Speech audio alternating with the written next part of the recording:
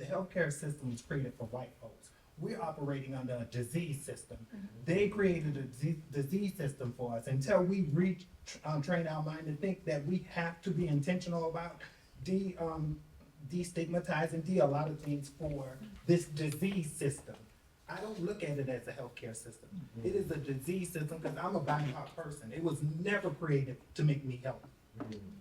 Even the work we do, we have not been given a cure for HIV, but we have a number of options that we can provide people to sustain your life and keep you alive as long as you can, because at the end of the day, the whole country is set up as a slave mentality.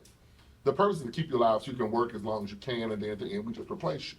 And so the system, I don't think, is ever going to be set up to heal anyone. But to your point, the data shows us that this type of situation, first we know that in Georgia, the Black woman mortality rate, the female mortality rate, is one of the highest in the country, right? That's because of that systemic racism that exists. Second, the data also shows us that this affects women, Black women across every, or I should say Black birthing parents, right? Across every socioeconomic line. So whether you're wealthy, middle class, or you're a struggling poor family, you're gonna get affected by sheer virtue of being Black and a birthing parent. What would it be like if we didn't have to worry? Because I tell you, I think about when I'm walking to get gas. I think about if I'm turning my back to somebody. That's not even conscious anymore for me. It's become a part of my DNA. What would it be like if we didn't sit with our back to the wall, right? I'm always hyper vigilant of where I'm walking, how I'm walking. One day I go into Costco. I'm dressed in my usual like jeans and t-shirt and heavy metal t-shirt. That's another story for another workshop, y'all. And I'm just going to get what I'm going to get, and someone is following me, right?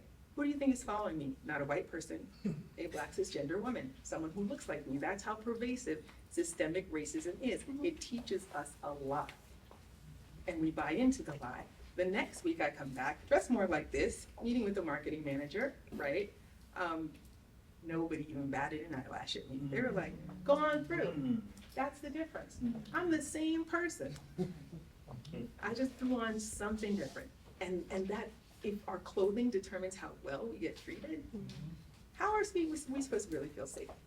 The first thing that comes to my mind when I think about what reproductive justice matters, as a dietitian who's worked a long time in public health, what happens to our birthing folks doesn't just impact their children, it will impact the following generation.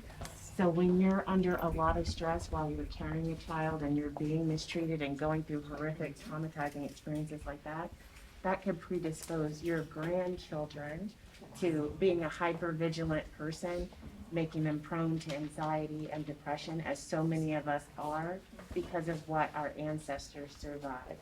So this is how you intervene to improve community health, is to focus on the well-being of the birthing people, because that's where it starts.